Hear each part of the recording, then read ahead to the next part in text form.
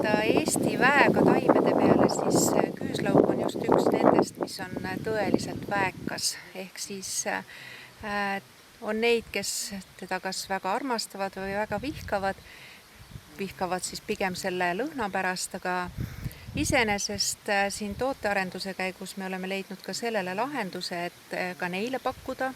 Ehk siis mõtlesimegi välja, et mugulat me oskame kõik süüa ja toidu sisse panna, aga kui kuivatada, siis tekib võimalus seda kuivatatud küüslauku kasutada ka nendel, kes võib-olla kardavad seda intensiivset küüslaugu lõhna, kes võib-olla pelgavad, et äkki see on liiga kõrvetav tema tundlikele maitserakkudele keele peal, aga nüüd, kui on võimalus võtta siis näiteks seesama küüslauk juba kas siis veskis kuivatatud variandina ja ise õigel ajal õiges koguses doseerida, kas võileiva või salati peale või ka lihtsalt soojale toidule, siis see on üks variantidest.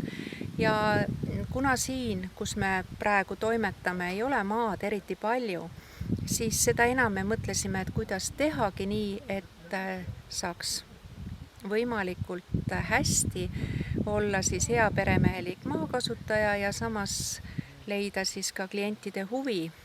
Ei saa ju teha seda, mis ei paku inimestele huvi. Praegu tundub, et kliente tuleb järjest juurde ja see on ainult tore.